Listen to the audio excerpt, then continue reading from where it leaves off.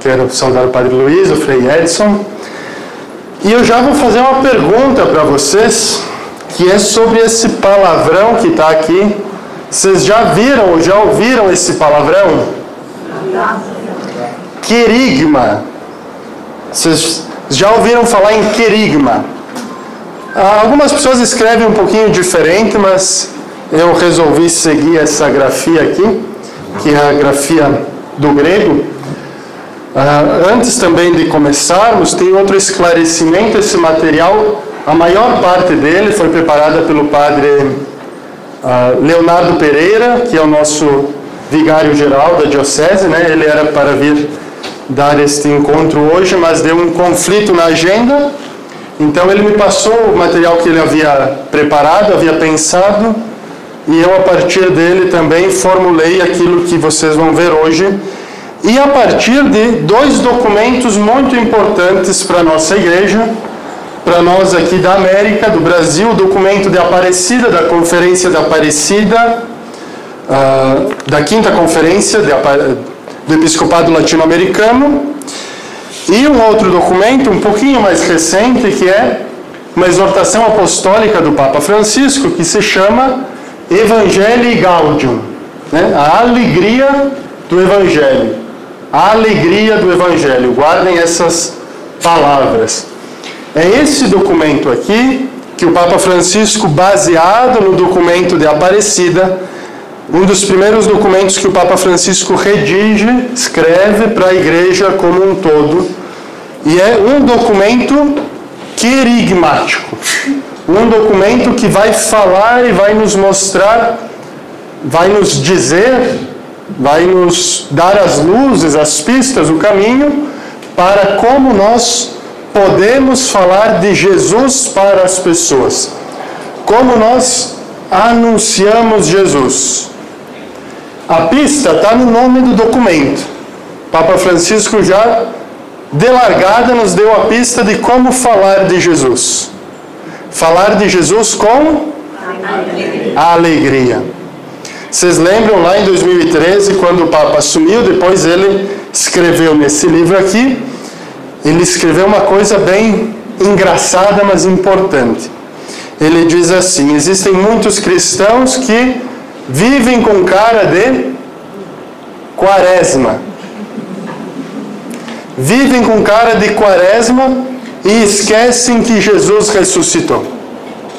A ressurreição de Jesus é sinônimo, significa para nós alegria. Jesus ressuscitado é símbolo, é sinônimo de alegria, porque a morte foi vencida. Porque Jesus ressuscita, vence a morte, e isso é causa da nossa alegria. Então, vamos passar aqui, vamos ver. Então, querigma é uma palavra grega e significa... Vocês não precisem gravar tudo isso aqui, gravem só o significado geral dela. Querigma significa conteúdo da proclamação. Conteúdo da proclamação. Primeiro anúncio. Querigma é primeiro anúncio. E qual é o primeiro anúncio que um cristão faz? Qual é? Vocês são catequistas e eu também. O que é que nós temos que falar para as pessoas? Como é que é? Deus te ama. Deus te ama. Perfeito. Esse é o nosso primeiro anúncio. Jesus Cristo te ama. Vocês já falaram isso para alguém? Jesus Cristo te ama. É a proclamação do Evangelho. O anúncio do amor eterno de Deus que vence a morte na ressurreição de Jesus. Essa é a prova de amor de Deus. É a ressurreição de Jesus vencendo a morte por nossa causa. Jesus precisava morrer e ressuscitar por Ele próprio? Não. Nós é que precisávamos. E Cristo, por nós, se entrega. Então, o querigma é o anúncio do Evangelho. O anúncio de que Deus nos ama e ama a tal ponto que, se preciso for, dá a sua vida por nós. Essas outras palavrinhas que vão formar querigma, kerix, que significa arauto, anunciador, pregador, ou seja, quem anuncia, kerix, somos nós, vocês e eu, os padres, quando anunciam Jesus, quando falam de Jesus. Queriço, volta aqui. Queriço significa gritar em voz alta, proclamar, dar a conhecer, pregar. Aqui é o ato, é a ação de pregar, é a ação de falar, proclamar Jesus. E por fim, querigma, o ato de anunciar, né, a mensagem e o ato de anunciar. Querigma é a junção da mensagem e a ação de falar. Aqui, kerix, quem proclama, queriço, ação, e querigma, conteúdo da proclamação. E de início eu já vou, de largada, vou iniciar com o texto do Papa. Quando aparecer aqui embaixo, ó, vai aparecer EG, é Evangelii Gaudium, tá? E o número 13 é o número do documento. O documento está separado por números. Cada parágrafo tem um número, para a gente se guiar, né? E é assim que o Papa inicia, basicamente, esse documento, dizendo assim, olha só. Leiam aqui comigo. Convido todo cristão, em qualquer lugar e situação que se encontre, a renovar hoje mesmo o seu encontro pessoal com Jesus Cristo, ou pelo menos a tomar a decisão de se deixar encontrar por Ele, de o procurar dia a dia sem cessar. Não há motivo para alguém poder pensar que este convite não lhe diz respeito, já que da alegria trazida pelo Senhor, ninguém é excluído. Não fujamos da ressurreição de Jesus. Não fujamos da ressurreição de Jesus. Não tenhamos medo da ressurreição de Jesus e não tenhamos medo de falar da ressurreição de Jesus para as pessoas. Mais para frente eu vou trazer, mas eu quero recordar vocês o que é que as pessoas, o que é que os discípulos e discípulas de Jesus fizeram quando descobriram que ele tinha sido preso. O que é que eles fizeram? Se esconderam. Deram no pé. Pedro negou 3 vezes. Os outros deram no pé. 2, 3 foram lá para Emaús, saíram correndo. Eles tinham medo. Algumas mulheres ficaram. Algumas mulheres estavam na cruz. Mais que isso, depois da morte, algumas mulheres foram no túmulo, no sepulcro, no túmulo de Jesus. E o que é que elas encontraram lá?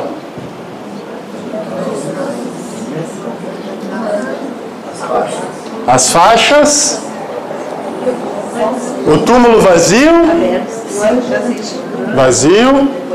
um anjo, e depois, na outra passagem, Maria Madalena encontra um homem que ela chama de jardineiro. E quando elas se dão conta de que era Jesus, o que elas fazem? Vamos lá, vamos exercitar a memória aqui. O que essas mulheres fazem?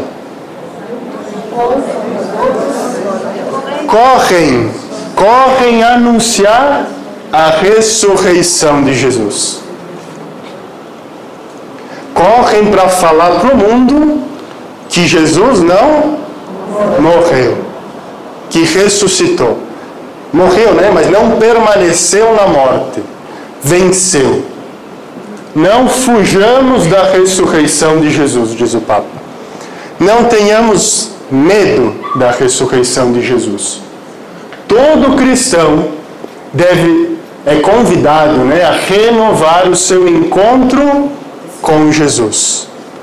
Vamos pensar aqui, vocês que são catequistas, eu também, os padres, quantas pessoas são cristãs e não se encontraram com Jesus? Quantas? Quantas pessoas têm que renovar o seu encontro com Jesus? Quantas pessoas têm que deixar-se encontrar? Eu achei muito bonito que o Papa coloca o deixar-se encontrar antes de o procurar. Por quê? Porque a iniciativa é sempre de Deus. É sempre Deus quem vem nos procurar. É Ele quem dá sempre o primeiro passo na direção da humanidade. Por isso Deus quer nos encontrar. Deus quer encontrar as pessoas. Muitas vezes são as pessoas que não querem Jesus. Uma outra frase do Papa que está nesse livro e que é bem famosa porque ele falou lá no início: Deus nunca se cansa de perdoar. Nós nos cansamos de pedir perdão. Não é verdade? Quantas vezes a gente comete os nossos erros, os nossos pecados e deixa assim, tá tudo bem. Nós nos cansamos de pedir perdão, mas Deus não se cansa de nos perdoar, como Deus não se cansa de nos procurar. Ele quer esse encontro. E não há motivo para que alguém ache que esse convite não é para si. Ninguém, como se o Papa estivesse dizendo para nós, ninguém tem o direito de pensar que Deus não o ama. É bonito, né? Ninguém tem o direito de pensar que Deus não o ama. A evangelização, aqui já no número 111, eu dei um pulo aqui enorme. Mas é porque o Papa vai colocar a missão da igreja. Vamos lá, quem é a igreja? Nós. Nós somos povo peregrino, povo a caminho da casa do Pai. O Papa diz a evangelização, ou seja, falar de Jesus para as pessoas é um dever da igreja. Por isso, o sujeito da evangelização, aula de português, vamos lembrar, sujeito é quem tem a ação do verbo, né? Sujeito da evangelização é a igreja. E a igreja não é a instituição hierárquica somente. É também os padres aqui, mas somos nós, povo de Deus a caminho. E essa é nossa missão. Se é nossa missão, se é fundamento, dever da igreja, não há igreja sem evangelização. Todo batizado é convidado a falar de Deus, falar de Jesus. Aqui uma coisa mais técnica. Os elementos que constituem, que formam aquilo que nós chamamos de primeiro anúncio ou de querigma. Vamos ver agora quais são esses elementos. O primeiro deles, o ato de comunicar em nome de Jesus por um arauto, por alguém que fala em nome de Jesus. Esse alguém somos nós. Nós somos arautos de Jesus. Nós falamos em nome dele para as pessoas. Porque nós queremos? Não. Porque Jesus mandou. Como é que diz lá no Evangelho? Ide, 2 a 2, a toda a cidade, ao povoado, anunciar a boa nova do reino de Deus. Querigma também possui uma mensagem, um conteúdo. Isso aqui eu vou falar bastante para a gente gravar. O conteúdo do primeiro anúncio, o conteúdo do querigma é: Deus te ama. Jesus Cristo te ama. Outro elemento é que esse amor se faz acontecimento de salvação por meio de Jesus. E esse acontecimento de salvação é renovado, é atualizado toda vez que alguém acolhe Jesus. Toda vez que alguém se converte para Jesus. Eu falei primeiro do meu autor chamado Las Casas. Vocês sabem que, só para entender aqui, porque conversão, às vezes quem já é batizado precisa se converter. Sabiam disso? Nós precisamos nos converter diariamente. Então esse autor que eu estou estudando, tal de Las Casas, ele vem para a América em 1500 e ele já vem para cá padre. Ele já era padre quando ele veio para a América. Mas ele era fazendeiro. E aqui ele conhece uma congregação de freis que são chamados de dominicanos. Nasceram junto com os franciscanos, né, Frei? Lá na Idade Média. E o Las Casas, ele fica tão sensibilizado com o trabalho desses freis, que na época ele tinha escravos, lá em 1500. Ele liberta os escravos, devolve as terras e resolve se tornar um frei igual a eles também. Por que eu estou falando isso? Porque o Las Casas, mesmo tendo fé em Jesus, precisava se converter. E aqui é um acontecimento grande, essa conversão. Mas quantas conversões diárias nós precisamos ter para falar de Jesus? Quantas pequenas conversões nós, na nossa vida, eu e vocês, precisamos ter para melhor anunciar Jesus, dar testemunho de Jesus. Então, o conteúdo do querigma é a proclamação convencida. Não basta falar que Deus nos ama. Eu tenho que crer. Eu tenho que crer que Deus nos ama.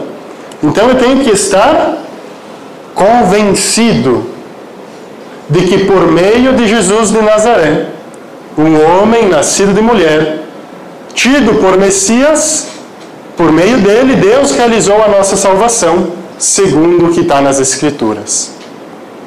Então é necessário, decidir-se por Jesus. Diante disso aqui, pessoal, se isso aqui é verdade, como a gente acredita, é necessário decidir-se por Jesus, prestando obediência de fé e procurando conversão de vida para receber o dom do Espírito Santo. Porque é o Espírito Santo quem vai conduzir a nossa pregação. É o Espírito Santo quem vai conduzir a nossa vida na evangelização. É Ele quem conduz. Jesus nos diz lá no Evangelho que quando Ele fosse para o Pai, Ele ia deixar conosco o Paráclito, o defensor, que é o Espírito Santo. Assim, resumindo, querigma: Cristo crucificado e ressuscitado, sua ação de salvação, convite à nossa conversão e receber o dom do Espírito Santo que nos capacita à vida fraterna para sermos verdadeiros discípulos de Jesus. Verdadeiros discípulos de Jesus. Eu falei no último encontro, mas vou falar agora, quem não ouviu, quem não estava aqui. Imaginem quantas pessoas foram batizadas, fizeram a primeira Eucaristia, receberam o crisma, casaram, tudo na igreja, tá? E nunca falaram de Jesus para alguém. Já pensaram que existe esse tipo de pessoa? Muitas. Quantas pessoas, entre aspas, conhecem Jesus, mas nunca foram, ou nunca sentiram, nunca foram tocadas pelo amor de Jesus? Conhecem mesmo? Será que nós, vocês e eu, como catequistas, não precisamos também falar de Jesus para essas pessoas? Converter para que se tornem verdadeiros discípulos de Jesus? Então, pensando nisso. No final eu faço a prova. Brincadeira. E qual que é o objetivo do querigma? O objetivo dessa proclamação? Levar a pessoa a uma experiência com Jesus. Vamos lá, na nossa catequese, para falar aqui da nossa missão mais específica. Na nossa catequese, por mais percalços que existam, será que nós conseguimos fazer com que os catequizandos tenham uma experiência de Jesus? Ou será que é só conteúdo vazio? Só letra, só palavra?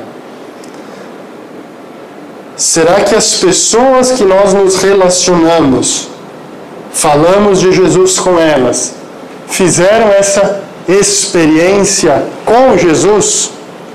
Uma experiência que leva à conversão, uma experiência que faz com que o modo de vida seja semelhante ao de Jesus? E aqui uma frase do Papa Bento XVI numa encíclica chamada Deus é Amor. Essa frase é famosa e ela diz muito. No início do ser cristão, não há uma decisão ética ou uma grande ideia. Ninguém se torna cristão por ética ou por uma ideia, diz o Papa. Mas as pessoas se tornam cristãs por um encontro com uma pessoa. Jesus não é uma ideia, Jesus é uma pessoa. Gravem isso, Jesus é uma pessoa, e uma pessoa que dá à vida um novo horizonte. Jesus tem que dar para as pessoas ou para as pessoas com as quais nós falamos, um novo horizonte. É preciso ajudar, leiam aqui comigo. É preciso ajudar as pessoas a conhecer Jesus Cristo, fascinar-se por Ele e optar por segui-lo. Anunciar Cristo significa mostrar que crer nele e segui-lo não é algo apenas verdadeiro e justo, mas também belo, capaz de acumular a vida de um novo esplendor e de uma alegria profunda, mesmo no meio das provações. Fascinar-se por Jesus. Aqui eu vou fazer uma provocação, já que a gente está numa paróquia franciscana. O que é que faz com que São Francisco se converta, Frei? As catequistas sabem. O que é que faz com que São Francisco se converta? Foi uma ideia? Foi um conceito? Ele foi para casa, pegou o catecismo amarelo, aquele tijolo grande assim, sentou, leu aquilo lá, e aí, mas é verdade isso aí, acho que eu vou seguir Jesus. Não. O que é que converte? O amor. Fascinar-se por Jesus. E aqui não é puxando o saco do Frei, porque eu gosto muito de São Francisco, mas será que ele não é, para nós hoje, um grande exemplo de alguém que foi fascinado, ou que se deixou fascinar por Jesus?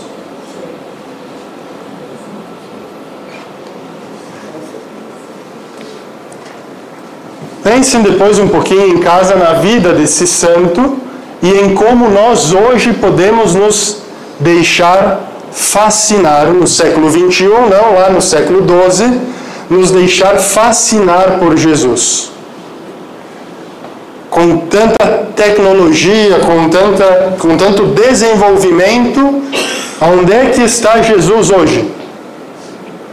Teve um frei agora dominicano, que o Papa nomeou cardeal, eu até ia trazer o livro, me esqueci, Timothy Radcliffe, ele é um inglês, ele foi nomeado cardeal, ele só é padre, não é bispo.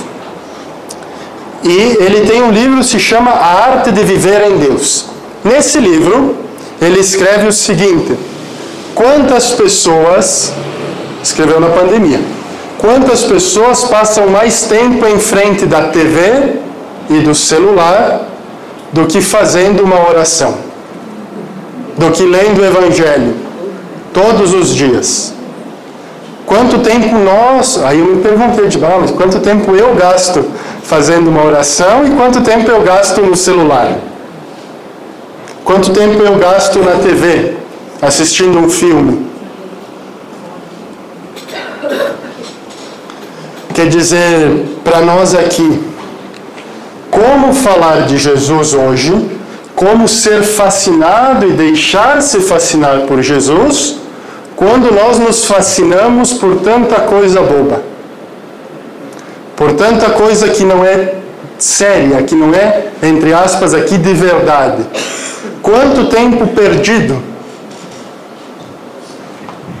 Mas outra pergunta que eu quero fazer e outra reflexão que eu quero deixar, não é que isso é ruim. O Frei, nesse livro, não está dizendo que é ruim, que o celular é ruim, que a TV é ruim. Mas como transformar esses instrumentos em instrumentos que nos ajudem a fazer com que as pessoas se fascinem por Jesus. A igreja, então, é missionária, como eu disse antes. Ninguém nasce discípulo de Jesus. Alguém aqui já nasceu batizado? Não. Nós somos batizados e formados num corpo. Esse corpo é a igreja. Nós nos tornamos discípulos missionários. Discípulos missionários está aqui, ó. Documento de Aparecida vai falar dos discípulos missionários e o Papa Francisco vai incorporar isso no seu magistério, no seu ensino. Nós nos tornamos discípulos e missionários. Ou discípulos missionários. O Papa vai dizer não é discípulos e missionários, é discípulos missionários. Porque discípulo é aquele que está com o mestre. Discípulo é quem caminha com o mestre. Missionário é quem fala desse mestre. Então, discípulo missionário não é à toa. Quer dizer o seguinte: nós devemos caminhar com Jesus, mas devemos falar de Jesus. Falar de Jesus sem nos distanciar dele. Nós hoje ainda estamos longe, né? Ou cada dia mais longe, melhor dizendo, do tempo em que receber a fé era algo natural. Do tempo em que as pessoas naturalmente recebiam a fé, naturalmente aceitavam essa fé. De novo, como transmitir a fé nos dias de hoje? Vocês têm netos, filhos? Como é que vocês falam de Jesus para os filhos e netos de vocês? Como é que é? Que os avós, né, são responsáveis por falar de Jesus para os netos. Mas quem não é avó ainda e tem filho, como é que fala de Jesus em casa? Fala de Jesus em casa? Sim.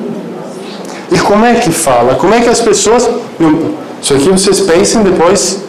Como é que as pessoas recebem isso que vocês falam?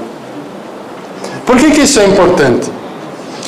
Porque quando a gente vai dar a catequese, a gente tem que se perguntar como é que os nossos catequizandos entendem aquilo que a gente fala.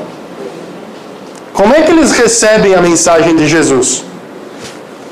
É uma aula só? Que eles vão lá aprender quem é Jesus, como vão na aula de história aprender quem é Napoleão? Não devia ser. Não devia ser. O itinerário do discípulo missionário, documento de Aparecida, número 278. O que é que nós precisamos digamos assim, caminhar, né, aprofundar para nos tornarmos um discípulo, uma discípula missionário de Jesus. Primeiro ponto, encontrar-se com Jesus. Esse é meio óbvio, né? Como é que eu vou falar de Jesus se eu não me encontro, se eu nunca tive um encontro com Ele? Depois eu vou aprofundar cada um desses. Aqui é só passando rápido. Esse encontro gerou ou não uma conversão? Mudou a minha vida? Se mudou, como que mudou? Em que sentido mudou? Não é só um sentimentalismo, tá? Não é só, eu me sinto tão bem com Jesus. Mas daí chega em casa e quebra as panelas. Dá umas paneladas na cabeça do marido, dos filhos. Mas às vezes precisa, né? Até Jesus fez isso aí. Depois da conversão, me tornei ou não discípulo? Passei a caminhar com Jesus ou não? Tenho comunhão. Comunhão, pessoal. A palavra comunhão hoje talvez devia ser a palavra que a gente mais devia bater. Bater no sentido de reforçar. Porque como falta comunhão? No Brasil, de modo geral, mas nas nossas comunidades, né? Para a gente pensar, quantas pessoas são donas de Jesus? Do seu Jesus, que criaram para si. Quantas pessoas não conseguem fazer comunhão com a sua igreja? Falam mal do Papa, dos bispos. Bom, dos padres nem se fala, coitados. No Brasil e nas nossas comunidades. Comunhão, pessoal. Sínodo. Sínodo, pessoal, que é a grande palavra que a gente está vivendo hoje na igreja. Que é caminhar junto. Mas eu não caminho junto só com quem é igual a mim.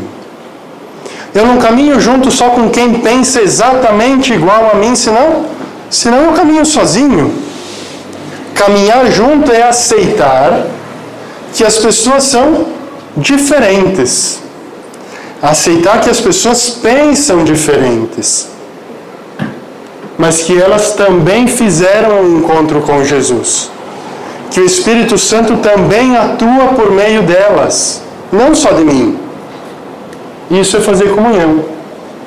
E depois a missão. Missão é sair de mim mesmo.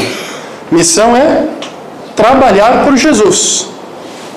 E não é só ir para a África, não. É fazer missão na minha comunidade, na minha família, na minha paróquia, né? Isso é missão. Vamos lá, vocês me ajudem. Entendendo do batismo recebido, cada membro do povo de Deus tornou-se discípulo missionário. Cada um dos batizados, independentemente da própria função na igreja e do grau de instrução da sua fé, é um sujeito ativo de evangelização. E seria inapropriado pensar em um sistema de evangelização realizado por agentes qualificados, enquanto o resto do povo fiel seria apenas receptor das suas ações. O Papa fala bonito, né? O Papa está dizendo para nós o seguinte: todo batizado, tá? Todo batizado, independentemente da sua condição, é chamado a falar de Jesus. Não precisa ser só os teólogos, tá? Só os padres, só nós catequistas, né? Que temos essas oportunidades de formação. Como diz o Evangelho, a quem muito foi dado, muito será cobrado. Então nós, ou quem tem uma formação, é o primeiro, tem que estar na linha de frente da evangelização. Mas a evangelização é uma função de todo batizado. E evangeliza, tá? Quantas avós também, né? Mas evangelizaram os filhos e netos rezando o terço. rezando uma Ave Maria, dando uma bênção, né?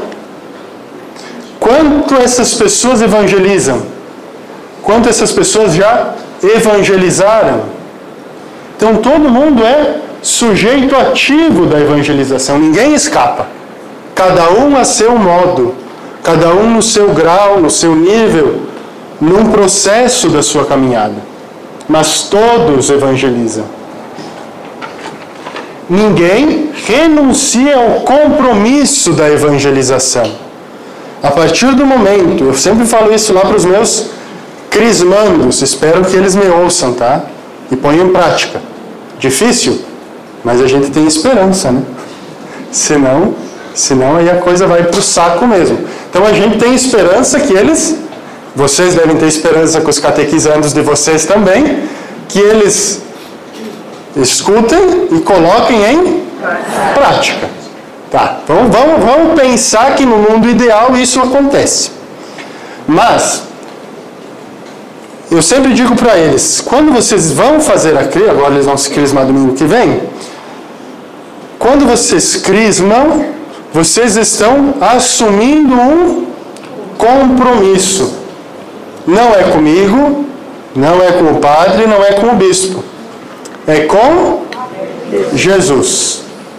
Vocês assumem com Jesus um compromisso de que vão ser discípulos, vão ser seguidores dele de verdade. Não para receber uma vela e um certificado. Então ninguém renuncia ao compromisso da evangelização. E isso aqui é importante. O que vem é importante.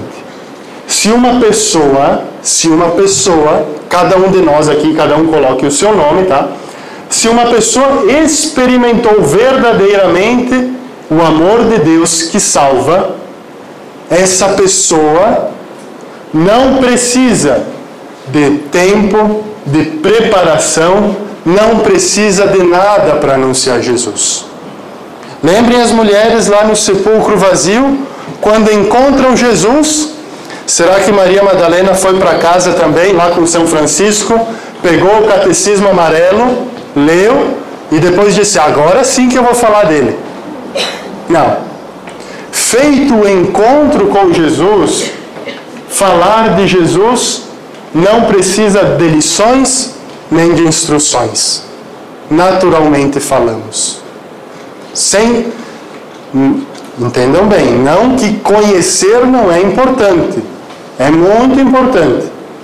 Então, mas aqui não vai dizer que quanto mais eu conheço, melhor eu posso amar a Deus. Certo? Certo. Mas a partir do momento que eu me encontro com Jesus, eu tenho que falar dele. Eu preciso falar dele. Cada cristão é missionário na medida em que se encontrou com o amor de Deus em Cristo Jesus. Vamos ler juntos isso aqui. Cada cristão é missionário na medida em que se encontrou com o amor de Deus em Cristo Jesus. Não digamos mais que somos discípulos e missionários, mas sempre que somos discípulos e missionários. Discípulos missionários é uma coisa só. Ser discípulo de Jesus implica ser missionário. Não é e nem ou. Ah, não, eu sou missionário e não sou discípulo. Não. Eu sou discípulo e não sou missionário. Eu só quero ficar ouvindo Jesus. Só quero ficar indo bem bom, ouvindo e estudando. E não falar dele para ninguém. Também não. Jesus, amado. Discípulos missionários, uma coisa só. Na nossa pessoa. Isso aqui não é nos outros, tá? Isso aqui é em mim, em vocês. Na nossa pessoa, discípulos missionários. Os primeiros discípulos, isso aqui ainda é o Papa falando. Os primeiros discípulos que logo depois de terem conhecido o olhar de Jesus. O que o olhar fala? Tudo. O olhar fala tudo. Depois de conhecer o olhar de Jesus, saíram proclamando cheios de alegria. Vocês encontramos o Messias. encontramos o Messias, encontramos Jesus, encontramos aquele que é o nosso Salvador. O que é Salvador? Faz sentido falar que Jesus é Salvador hoje? No mundo que a gente tem tudo, o que é que Jesus vem salvar? O que é que Jesus vem salvar? Opa, eu ouvi uma palavra por aí importante. O coração. Amanhã o Papa vai lançar mais um documento, aí vocês vão ter mais um para estudar. É Dilexit Nos. É Deus que fala ao nosso coração. Deus que abre, dilata o nosso coração. Jesus vem salvar o nosso coração, vem salvar, e com o coração é a nossa pessoa, quem somos, a nossa integralidade. Encontramos o Messias. É isso que nós constantemente deveríamos falar para as pessoas.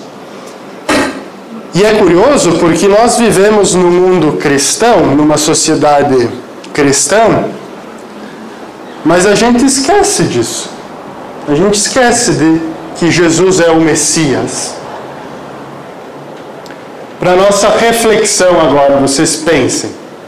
O encontro com o amor de Cristo estabelece um compromisso. Anunciar ao mundo o tesouro que nos encontrou. Realmente, vamos pensar juntos, realmente fomos encontrados por Cristo. Cada um de nós, eu, vocês, nós fomos encontrados já por Jesus? Se fomos, quando? Quando? Quando que Jesus me encontrou? Quando que eu tive um momento que mudou a minha existência com Jesus? Nós sentimos o seu amor nas nossas vidas? Sentimos realmente Jesus nas nossas vidas? Como? Nós anunciamos seu amor ao mundo, como fizeram os primeiros discípulos e discípulas?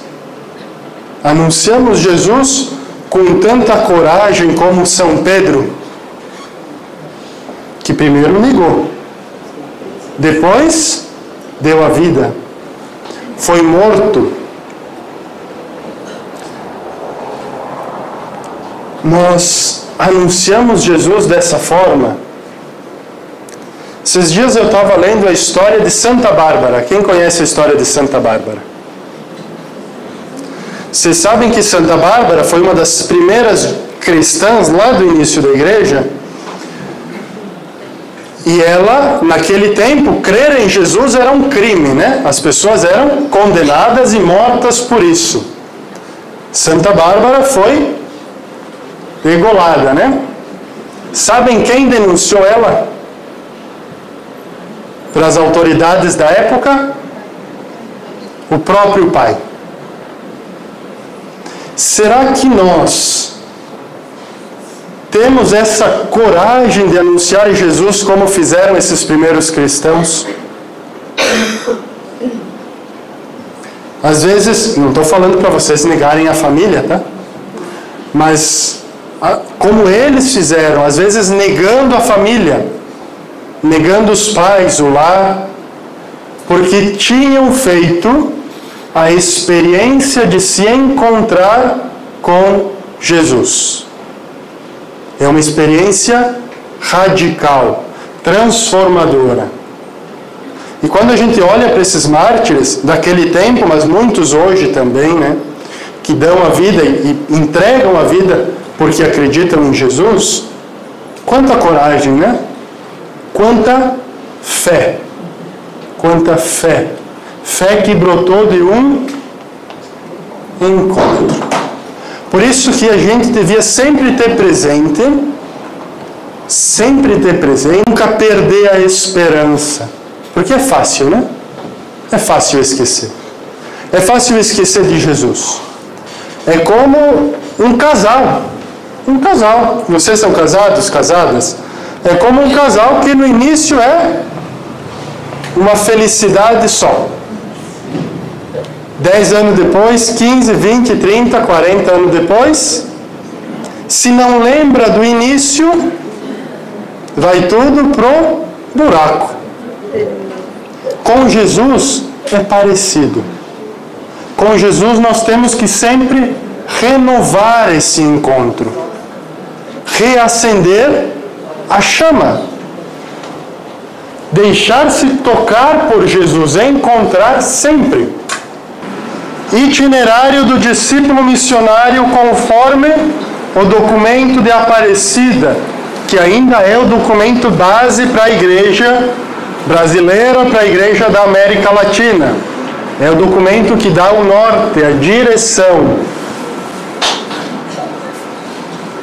Ainda do Papa Bento XVI, depois o Papa Francisco, quando assume, quando é eleito Papa, transfere esse documento de Aparecida, grande parte aqui para a Evangelii Gaudium, para esse seu próprio documento, a exortação apostólica.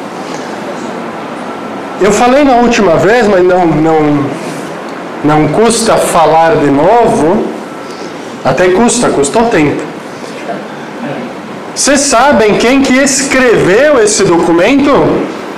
Qual foi o bispo responsável por escrever esse documento para a América Latina? Ele é argentino. Era o arcebispo de Buenos Aires. Cardeal Bergoglio foi o responsável, foi o cardeal, o bispo, que era responsável pela comissão de redação do documento. Os bispos estavam reunidos em Aparecida, no santuário de Aparecida, discutindo as questões da igreja, discutindo os caminhos da igreja, e no final tinham que escrever um documento. Responsável foi o cardeal Bergoglio. Depois se tornou Papa, e por isso que muita coisa que está aqui na Evangelii Gaudium, o Papa Francisco levou do nosso Brasil, da nossa América, para a Igreja Universal. Então isso nos ajuda muito, porque estamos caminhando com o Papa, né? E o Papa está caminhando conosco. Então o itinerário do discípulo missionário segundo o documento de Aparecida. Primeiro, o encontro com Jesus Cristo.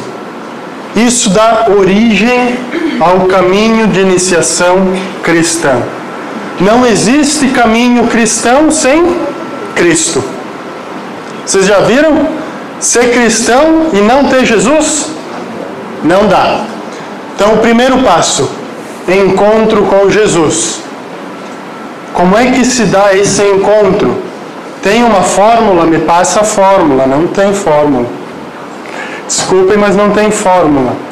Jesus se revela, Jesus se dá para cada pessoa de uma forma diferente, num momento diferente. Por isso que primeiro eu perguntava para vocês, quando vocês se encontraram com Jesus? Quando Jesus se encontrou com vocês? Ali vocês iniciaram um caminho cristão. É com o batismo? É também. Mas na nossa vida, aonde Jesus nos encontrou. Conversão, segundo passo do itinerário. Conversão é a resposta inicial de quem escutou o Senhor com admiração, de quem, tendo escutado, passou a acreditar nele, tendo acreditado, tornou-se amigo. Jesus diz para nós, eu não chamo vocês mais de servos, eu chamo vocês de amigos. Decidimos ser amigos de Jesus, e é essa amizade que muda a nossa maneira de pensar e viver. Vocês já devem ter visto por aí aquela ideia de que os nossos amigos fazem com que nós sejamos quem somos. Já ouviram, né? É aquela velha expressão, né? Me diz com quem tu anda que eu vou te dizer quem tu és. Se nós andamos com Jesus, somos cristãos. Se não, mais ou menos, né? Para não falar que não de uma vez. Discipulado. A pessoa amadurece constantemente no conhecimento. Então é importante conhecer. É sim. Mas a pessoa amadurece no conhecimento, no amor e no seguimento. De nada adianta conhecer Jesus se eu não amo Jesus. E também não adianta muito amar muito Jesus se eu não sigo Ele, né? Amar muito aqui quando é só um sentimento vazio. Não. Quando eu amo Jesus de verdade, eu me coloco no caminho, no seguimento dele. Me aprofundando no mistério da sua pessoa, no exemplo de Jesus e na sua doutrina. Lembremos lá no Evangelho, diz que Jesus ensinava por palavras e obras. Para esse passo, para o passo do discipulado, é importante o quê? Uma catequese permanente e uma vida sacramental. Onde é que... Essa aqui é fácil, tá? Isso aqui é fácil. Vou dar isso aí, depois vocês podem colar na prova. Onde é que eu posso encontrar Jesus todos os dias, sem erro algum? Eu vou lá e eu tenho certeza que Ele está. Aonde? Aqui do lado, ó. Vocês abram a porta. Na Eucaristia. Numa vida sacramental. Jesus se dá para nós na Eucaristia todo santo dia. Só na Sexta-feira Santa aqui. Na missa, né? Só brincando com vocês. Mas uma catequese permanente, nós fazemos aqui. Isso aqui é catequese permanente. É estar sempre se atualizando, sempre buscando conhecer mais.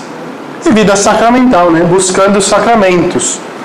Isso mostra que nós estamos fazendo um caminho de discipulado. Comunhão.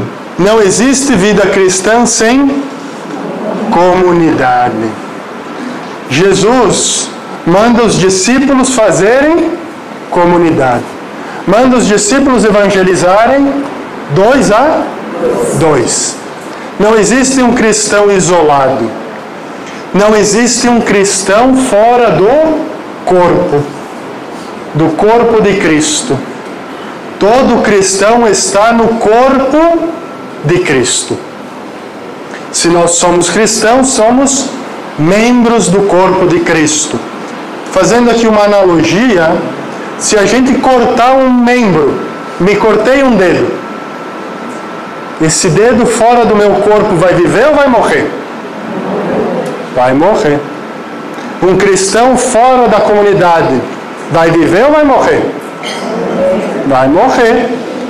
O seu cristianismo vai morrer. Ninguém é cristão fora da comunidade.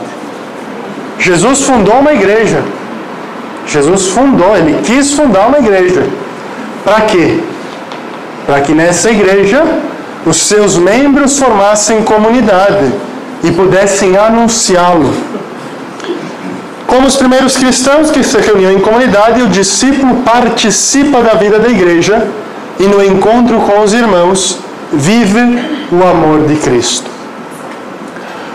Quinto passo do itinerário dos discípulos missionários, a missão. À medida que conhece e ama o seu Senhor, o discípulo não guarda para si esta alegria. Sente-se impelido a anunciar aos outros a alegria que ele mesmo experimentou. Tem um santo, eu falei muito de santos porque eles nos ajudam. Tem um santo chamado Domingos de Gusmão. Conheceu São Francisco, da mesma época. São Domingos dedicou a vida dele a pregar, a ensinar os padres a falar de Jesus. E aí ele fundou uma congregação chamada Ordem dos Frades Pregadores, não dos capuchinhos, dos pregadores. E a missão deles era pregar o Evangelho. Por quê?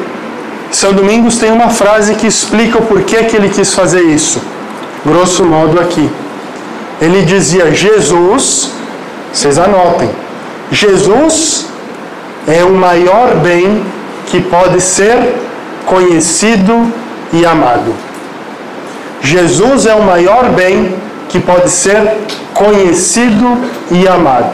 Portanto, eu preciso falar de Jesus para as pessoas. Hoje, se a gente falar em bem, será que a gente entende Jesus? Qual bem é o maior bem que uma pessoa pode ter? Carro, casa, terra? Não, né? Ainda é Jesus. Deveria ser Jesus. E isso é importante para a gente pensar na missão que nós temos, na nobre missão que nós temos. Tornar Jesus conhecido e amado. E o querigma, onde é que fica o querigma nisso aqui tudo? No catecumenato, o anúncio do querigma se dá no pré-catecumenato, né? Por quê? Porque o querigma é o primeiro anúncio. Primeiro aqui, depois está nos slides, mas não vai dar tempo, então eu vou falando coisas que vão vindo. Depois eu passo. Primeiro anúncio não é porque depois vai ter um segundo, um terceiro, um quarto, um quinto. É primeiro anúncio porque é o anúncio que deve converter a vida da pessoa para Jesus. Esse deve ser o primeiro anúncio. É o primeiro encontro. E é aquele encontro que a pessoa sempre tem que voltar. Vamos lá, vocês leiam comigo aqui. O mandato missionário do Senhor inclui o apelo ao crescimento da fé, quando diz: ensinando-os a cumprir tudo quanto vos tenho mandado. Daqui se vê claramente que o primeiro anúncio deve desencadear também um caminho de formação e de amadurecimento. A evangelização procura também o crescimento, o que implica tomar muito a sério em cada pessoa o projeto que Deus tem para ela.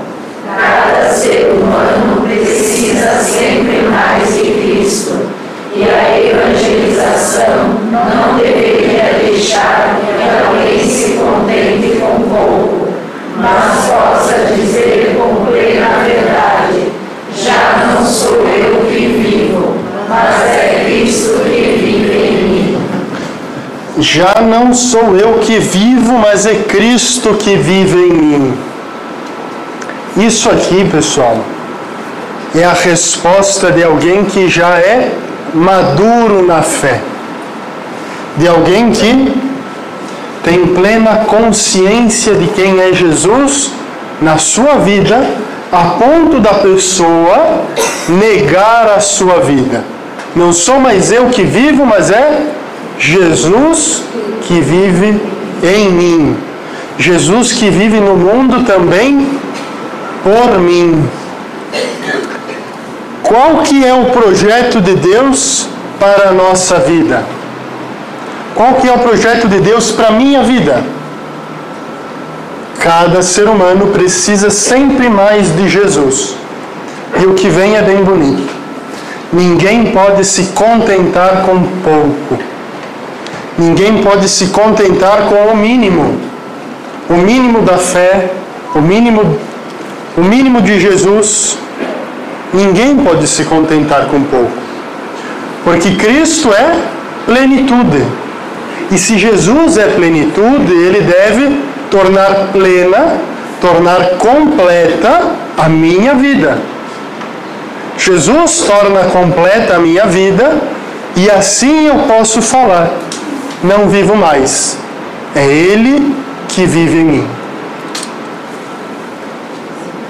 Mas, como o Papa diz, isso aqui não acontece de hoje para amanhã. É um processo, um caminho de formação e de amadurecimento. Poucos são como São Paulo, que caiu do cavalo e depois já pode falar uma frase dessas, né? Poucos. Para nós é um caminho, um processo. Voltamos a descobrir que também na catequese, vocês agora anotem, tá? Também na catequese o querigma, o primeiro anúncio, tem um papel fundamental. Deve ocupar o centro da atividade evangelizadora. O querigma deve ser o centro da nossa catequese. Quando nós falamos de Jesus para as crianças, para as nossas crianças, adolescentes lá da catequese, deveríamos ter sempre presente o primeiro anúncio, proporcionar para elas o primeiro encontro com Jesus, um encontro que transforma a vida. E o Papa lembra, querigma, se escreve assim também, tá? Assim e assim. Aqui eu não troquei, mas senão eu prefiro esse aqui. Mas não é o caso. O querigma é trinitário. Trinitário por quê? É fogo do Espírito que se dá sob formas de línguas e nos faz crer em Jesus. E em Jesus, com sua morte e ressurreição, nos comunica a misericórdia do Pai. Então ele é trinitário. O Espírito Santo, Jesus o Filho e Deus o Pai. Olha o que o Papa está falando para vocês e para mim. Vocês prestem atenção no Papa. Na boca do catequista, volta a ressoar sempre o primeiro anúncio. Na boca do catequista, volta a ressoar sempre o primeiro anúncio. Vocês lembram que no mês passado eu falava aqui que o catequista é para o catequizando muitas vezes a imagem da igreja. Mais que isso, a imagem de Jesus. Nós somos responsáveis por esse primeiro anúncio, que é, leiam aqui, vamos ler juntos? Jesus Cristo ama-te, deu sua vida para te salvar, e agora vive contigo para os dias, para te iluminar, fortalecer, libertar. Jesus Cristo ama-te, deu a sua vida para te salvar e agora vive contigo todos os dias para te iluminar, fortalecer e libertar. Mais uma reflexão aqui, vocês pensem e eu também. Os nossos catequizandos têm essa consciência, sabem disso. Mas não aqui, quando eu falo sabem, não é só saber enquanto conteúdo, tá? Copiado no caderno, sublinhado no livro e tal, mas é enquanto consciência do que eles estão fazendo na catequese. Não é uma cobrança nem para vocês e nem para mim fazer essas perguntas, mas é uma reflexão para que a gente consiga pensar como fazer com que essa informação aqui deixe de ser um conteúdo e passe a ser uma vivência. Como fazer com que os catequizandos, mas todas as pessoas que nós convivemos, tenham isso aqui como uma vivência. Depois aqui o Papa vai falar que esse primeiro anúncio não é primeiro, vai ter um segundo e terceiro, como eu já falei, e no final ele diz assim: a nossa consciência de sermos permanentemente também evangelizados.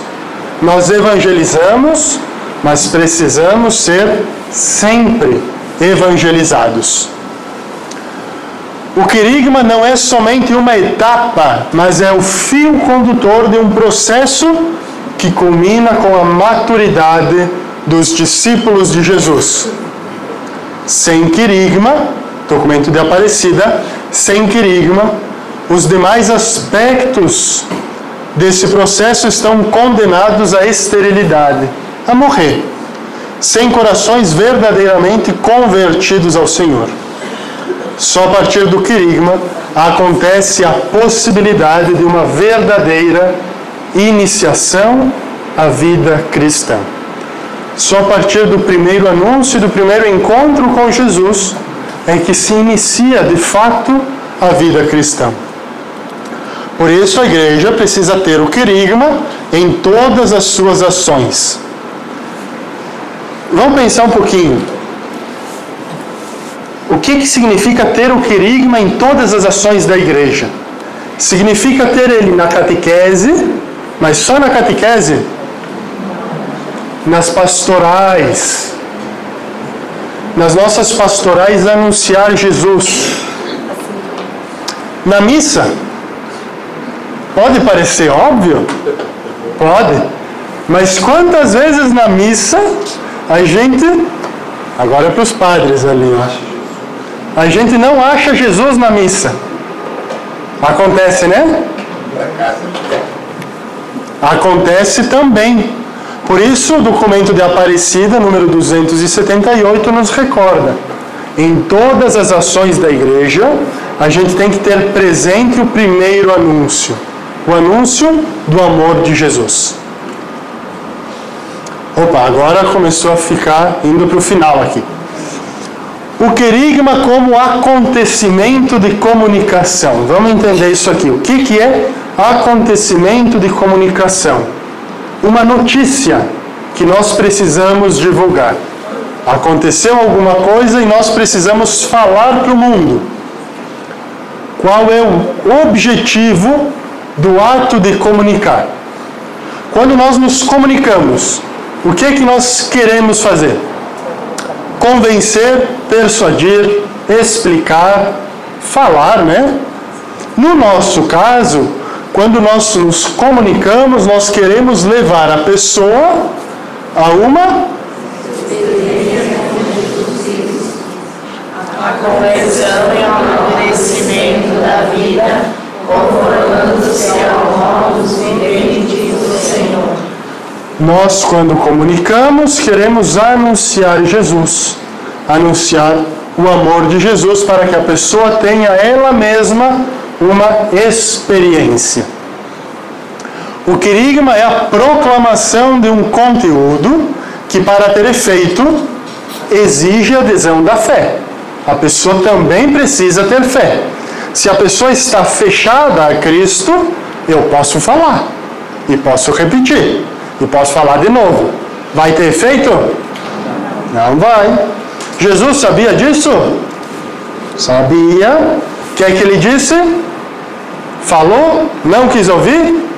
Limpa os pés e vai para frente. Então, a culpa nem sempre é nossa, tá? Às vezes as pessoas não querem saber de Jesus. Simplesmente, por mais triste que seja uma coisa dessas, tem gente que não quer saber de Jesus. A pessoa ouviu, tu repetiu, falou. Testemunhou, tá? Quando eu digo falou, também testemunhou. Testemunhei Jesus para a pessoa. Não quer ouvir? Segue o baile. Coríntios, quando Deus mostrou sua sabedoria, o mundo não reconheceu Deus através da sabedoria. Por isso, através da loucura que pregamos, Deus quis salvar os que acreditam. A loucura é a cruz. A salvação, segundo Paulo, vem da proclamação da palavra. A importância do querigma como ato de comunicação, é assinalado na Bíblia pelo emprego frequente do verbo proclamar. Isso aqui é mais técnico, tá? Mas vale a pena saber. No Novo Testamento, proclamar está escrito 61 vezes. É bastante. O substantivo arauto somos nós. Quem proclama? Arauto 3 vezes e querigma, a mensagem, 8 vezes. Então é bem importante isso aqui. O querigma, no caso, é bem importante na Escritura, né? O que o Papa Francisco ensina? Mais uma vez. Vamos lá, vocês me ajudem.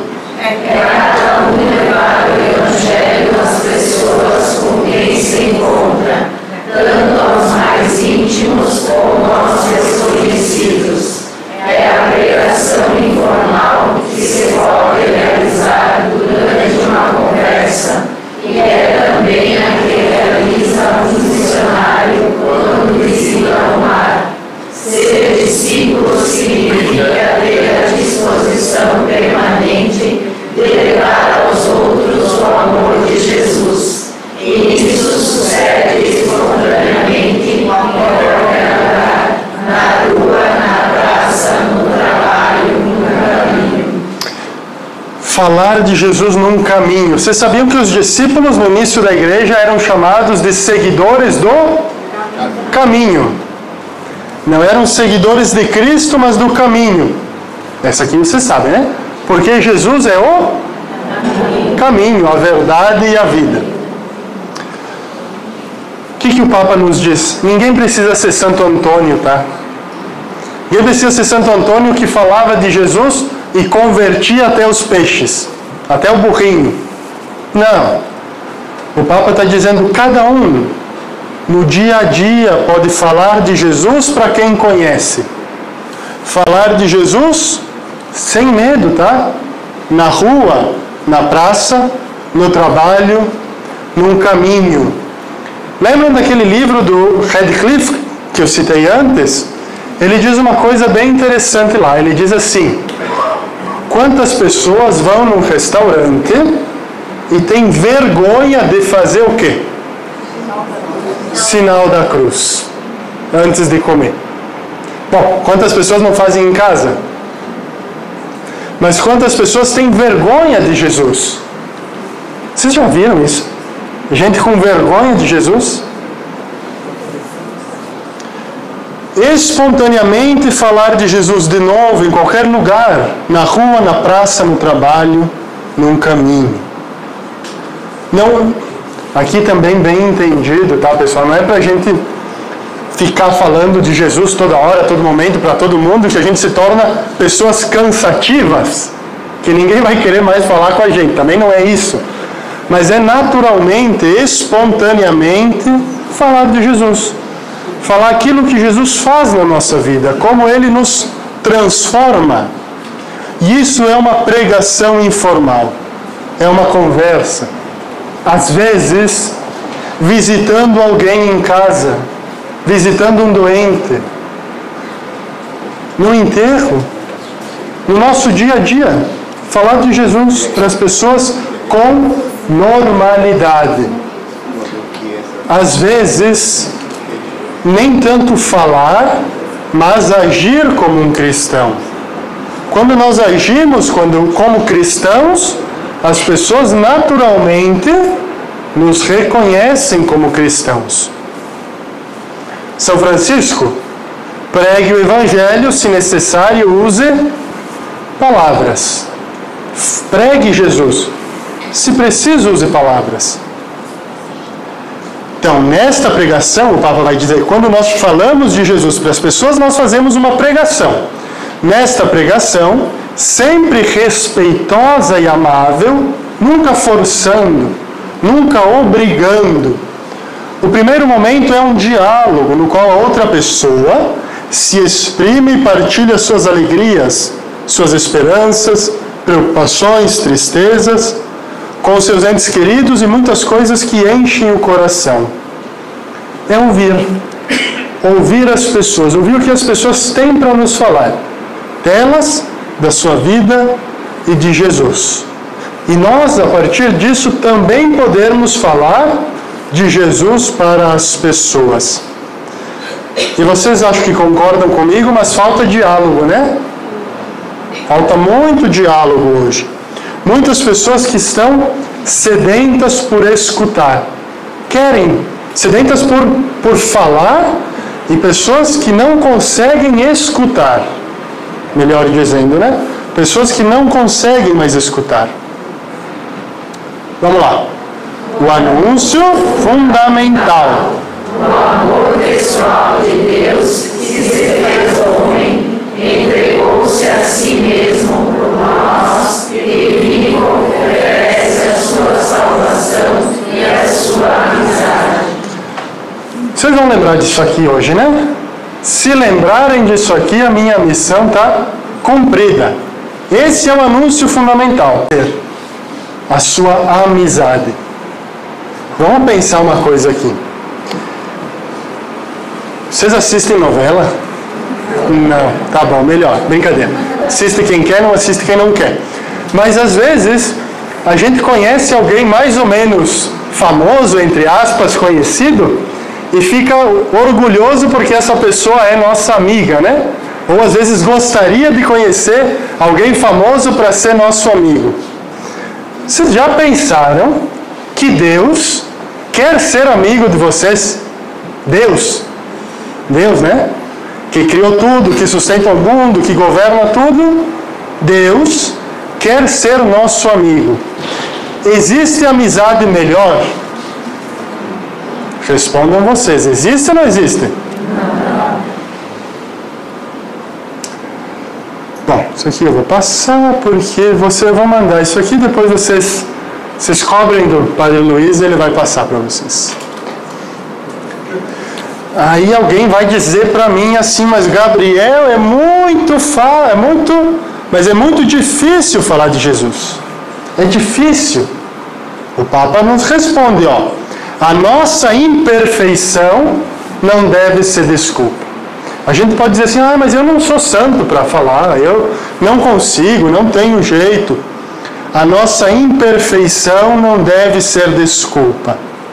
A quem muito foi dado, muito será cobrado.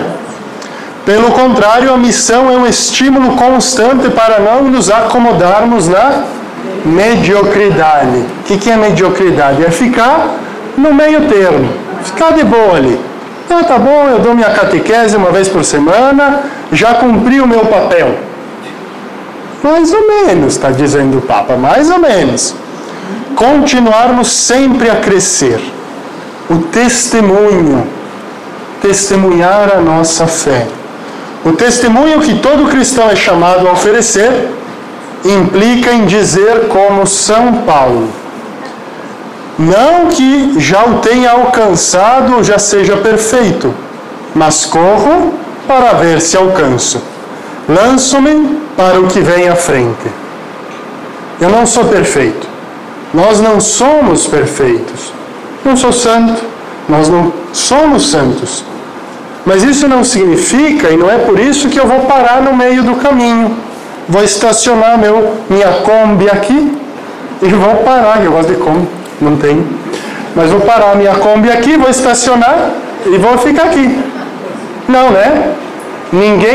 Nós não podemos ser cristãos medíocres. Não somos perfeitos? Ótimo, não somos mesmo. Então, não é que eu seja perfeito. Mas eu quero ser. Eu pretendo ser. Por isso eu corro para ver se alcanço. Lanço-me para o que vem à frente. Coisas simples, vai dizer o Papa, também falam do amor de Deus. Isso aqui eu resolvi colocar realmente porque é muito bonito. O Papa fala na Evangelii Gaudium 124, citando a Aparecida, que ele escreveu lá, escreveu aqui de novo. E Evangelii Gaudium 125, o caminhar juntos para os santuários e o participar em outras manifestações de piedade popular, levando também os filhos ou convidando outras pessoas, é um gesto evangelizador. Ir para Caravaggio também evangeliza. Levar o filho, o neto, o sobrinho para a missa também evangeliza. Rezar uma Ave Maria com eles em casa evangeliza muito. E olha o que o Papa diz. O Papa, ele pensa na fé firme das mães ao pé da cama do filho doente, que se agarram a um terço, ainda que não saibam elencar os artigos do credo. Nunca leram o catecismo, Não precisa, diz o Papa. Seria bom que lesse, mas não precisa. Ou na carga imensa da esperança contida numa vela que se acende. Na casa humilde, a vela que se acende na casa humilde, para pedir ajuda a Maria, ou nos olhares de profundo amor a Cristo crucificado. Pense um pouquinho nisso aqui. Quanta esperança tem numa vela que é acendida, pedindo a intercessão de Nossa Senhora, a intercessão de um santo, a pessoa que peregrina, que vai até uma capela, até um santuário. Quanta fé essa pessoa carrega, quanto amor a Cristo crucificado essas pessoas carregam, quanto isso evangeliza, quanto isso fala do amor de Deus para o mundo. Então, isso aqui também nos toca o coração. Por isso, está no fim do nosso tempo, Padre Luiz. Vou acabar. Por isso é importante termos consciência de que, por vezes, leiam comigo, o medo paralisa-nos demasiado. Se deixamos que as dúvidas e os medos sufoquem toda a ousadia, é possível que, em vez de sermos criativos, nos deixemos simplesmente ficar cômodos, sem provocar qualquer avanço, e neste caso não seremos participantes nos processos históricos como a nossa cooperação, mas simplesmente espectadores numa estagnação séria da Igreja. Vou falar de outra forma. O Papa está dizendo, imaginem que a nossa vida é um filme. E a nossa vida na igreja é um filme.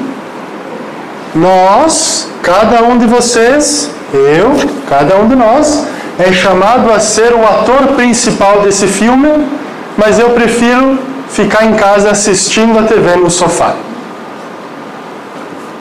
Os simples espectadores de uma estagnação estéril, de uma parada que não produz fruto nenhum. Ao invés disso, sou chamado a ser ator principal. Mas eu não posso, para isso, deixar que o medo me paralise. A primeira frase de hoje era: não tenhamos medo da ressurreição de Jesus. Não tenhamos medo da ressurreição de Jesus. Como o tempo acabou, eu só quero um slide que eu quero ler para vocês, o último, que está bem para frente. Vocês vejam que tinha muito conteúdo. Menti para vocês, 2. Esse é outro documento, Desiderio Desiderave, que o Papa fala sobre a missa, sobre a Eucaristia. Não poderíamos ter outra possibilidade de um verdadeiro encontro com Cristo, senão na comunidade que celebra. Por isso a Igreja sempre guardou como seu tesouro mais precioso o mandato do Senhor.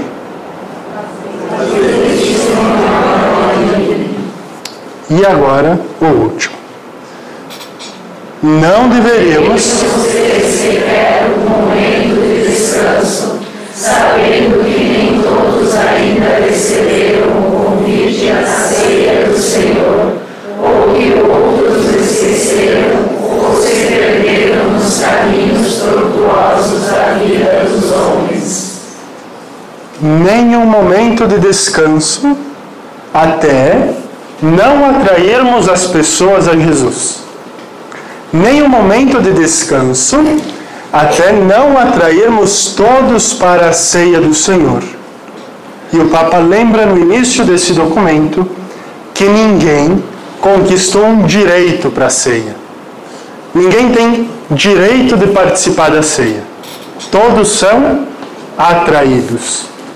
Todos são chamados por Jesus.